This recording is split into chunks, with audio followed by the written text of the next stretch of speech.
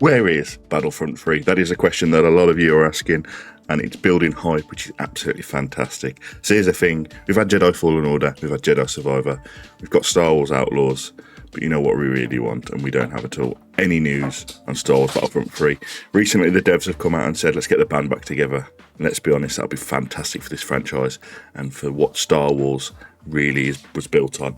The Battlefront name means something. It will still hold a lot with the fans. It gave us massive Star Wars battles, epic hero clashes, and maps that let you live out every childhood fantasy, from the Clone Wars to the Galactic Civil War. So where is it? Why hasn't anyone picked up the lightsaber and delivered the next gen great multiplayer experience?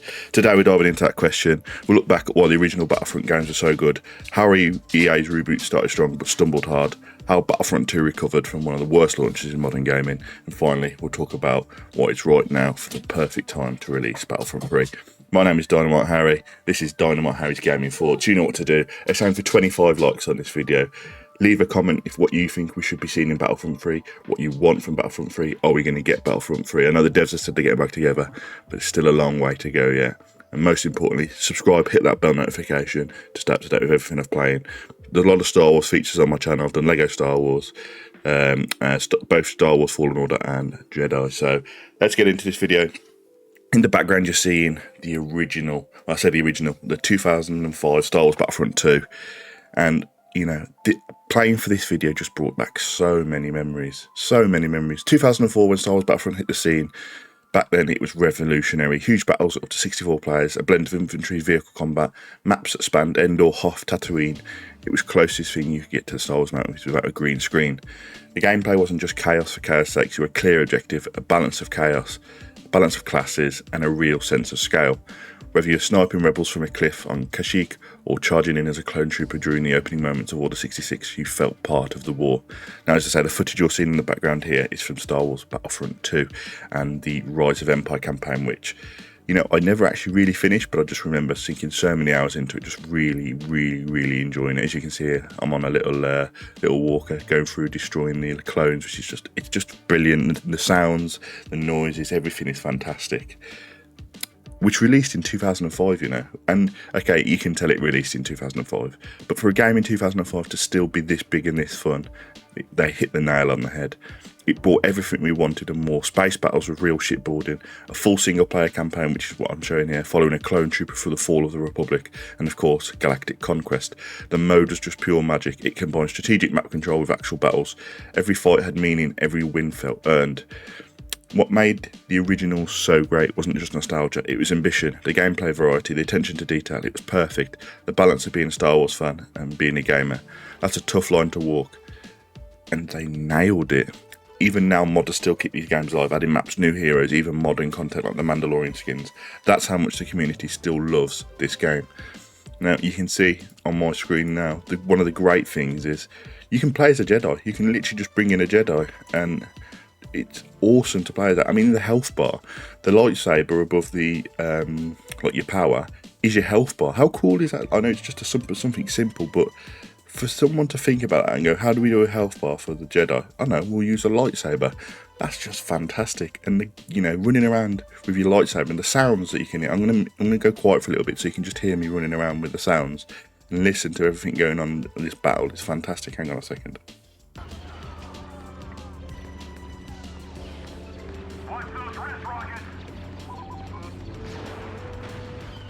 Listen to that. This game came out in 2005. It was absolutely fantastic and it was thoroughly enjoyable.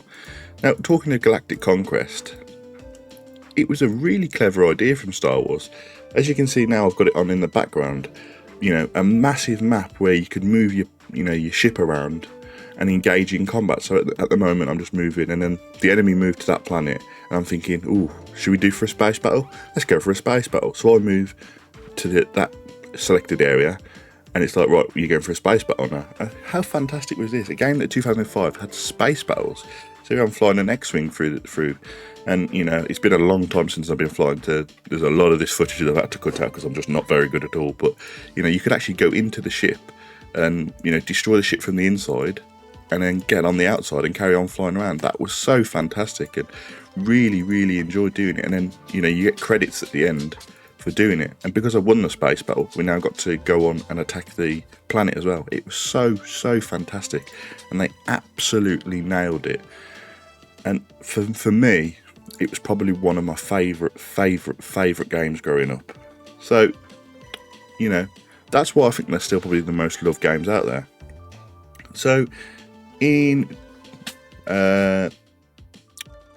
next, Star Wars Battlefront released, and for me, that just felt very much like a should we test the waters. It was good, the multiplayer was fun, but it genuinely just felt like let's test the waters and see if people still love it, which was a massive shame because, you know, to reintroduce the series and almost go, well, we're just going to test the waters and see if it's any good. The reboot come back in 2015, it looked gorgeous. DICE absolutely nailed it, the Star Wars aesthetics. Blasters felt punchy, sound design was spot on, and the visuals easily some of the best in the Star Wars game. There was, as I said, there was one massive issue. The game launched no campaign, barely any maps, and a shallow multiplayer experience. No Clone Wars content, no meaningful progression, no space battles. Fans were excited, but quickly disappointed. It did feel very much like a cash grab. Then, in 2017, Star Wars Battlefront II was announced. Expectations were sky high, a full story campaign, all eras, and the promise of no season pass. It all sounded like a return to form. But then it all went wrong. The loot box controversy that followed wasn't just bad, it was historically bad. Players discovered that heroes like Darth Vader and Luke Skywalker were locked behind a grind, so it felt long like a second job.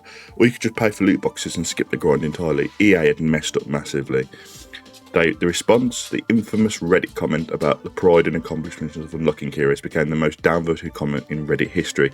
The backlash was so loud that governments got involved. Belgium, the Netherlands, they banned loot boxes in part because of Battlefront 2.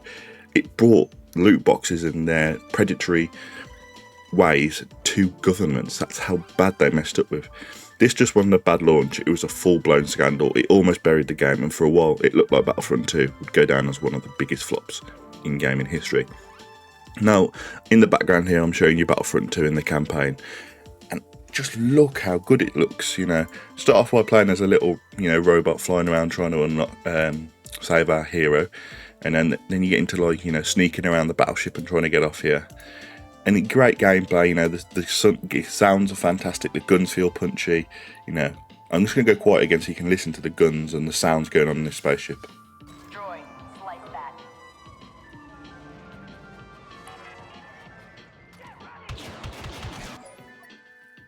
It really gives you that Star Wars feeling. It really makes you, you know, almost feel like you're in the universe.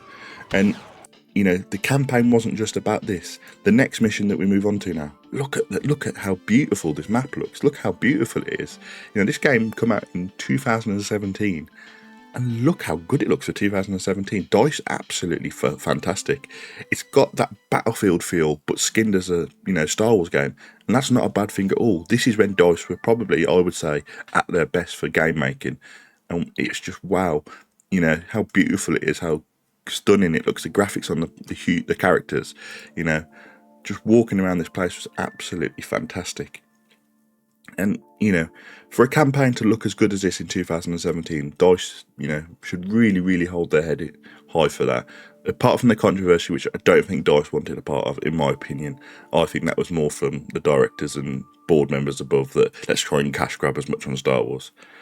And then came the multiplayer. Now, this game, obviously, I know it's getting a bit of a reboot at the moment because people are asking the same question that I'm asking. Where is, you know, Star Wars Battlefront? It's absolutely fantastic. The one we're going into here now, which I'm showing you, is Hoth. Look how good the multiplayer looks. Look how good it is. There's, you know, planes flying over. There's capture points. Now, this mission I'm showing you is only Conquest. There's still other modes in it, like, you know, moving forward and taking on the AT-ATs on Hoth. It was fantastic. It just really made you feel part of the Star Wars universe, and that is why I personally love this game. You know, I've pumped loads of hours in on my Xbox. This is just me playing on the PC and leveling back up again and trying to keep up with everybody. But you could be heroes if you wanted to. You could play as, you know, Darth Vader or Luke Skywalker or Yoda or Darth Maul. You could be those heroes, and, you know, I still remember the sounds of them running at me, and I'm like, oh, what's that coming at me? And then I realise it's Darth Vader. I'm like, oh, this is not good. I need to get out of here as quick as possible. So here's where the story takes a turn, because credit where credit's due, DICE listened. over the next 2 years, they stripped out the pay-to-win mechanics, reworked progression, and started pumping out free content updates.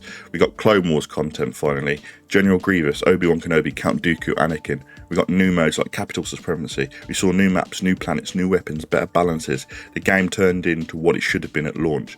By 2020, Battlefront 2 had one of the most active player bases in its genre. And when it was released free on Epic Games Store, 19 million people downloaded it. That is insane for a game that's, you know, a couple of years old, for 90 million people to download it and go, yes, get back into it. And yet, despite all the progress, EA pulled the plug. In April 2020, they announced the final update. No Mandalorian content, no new maps, no Galactic Conquest return, just support ended. And fans were left wondering, after all this, where do we go next? You know, you can see me in the background flying around in my little TIE bomb. I'm not very good because I instantly just crash. But it just made you, you know, the game was so fun. And it's easy to earn points, you know. It's not like you're stuck trying to grind points to unlock a hero. It really is easy to get those points and play as those heroes or villains. It's fantastic. So, where is Battlefront 3? There were rumours, reports from the industry insider said DICE pitched Battlefront 3, but EA rejected it. Allegedly, the cost of licensing Star Wars again wasn't worth the profit margins. They shelved it and focused on Battlefield 2042 instead, which, as we all know, is absolutely awful. And could have used a lot of what Battlefront made great. Here's the thing though, Battlefront 3 has a massive potential. Imagine next-gen graphics, cross-play between consoles and PCs, dynamic battles that go from surface of a planet to space in real time. Imagine live events timed with Disney Plus shows, fight on Mandalore during an episode drop, unlock new gear tied to the High Republic or Old Republic eras. Give us co-op galactic contest, a campaign built around clone or stormtrooper squads, a live service model done right where cosmetics are meaningful but never pay to win.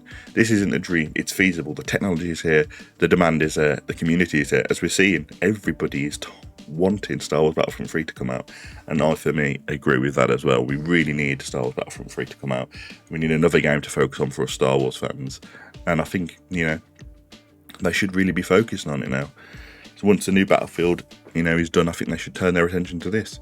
Star Wars is more than active now than ever. You've got multiple Disney Plus shows, new movies on the horizon, books, comics, spin-offs. There's no shortage of content to pull from.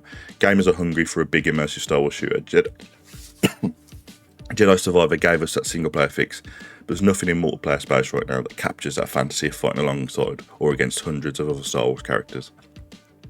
The time is right, the players are ready, and if EA won't do it, then maybe someone else should. Give their license to a dev that cares. Let us, people who brought Battlefront 2 back from the brink, bring something new. Battlefront 3 isn't just a game we want, it's one we need. So now I want to hear from you guys. Do you still play Battlefront 2? What's your dream feature of Battlefront 3? Should EA make it, or should the license go somewhere else entirely? Drop your thoughts in the comments. If this video hits home for you, leave a like, subscribe for more deep dives into gaming and Star Wars, and share away with somebody else who's waiting for that next great battle in a galaxy far, far away. Thanks for watching, and may the Force be with you.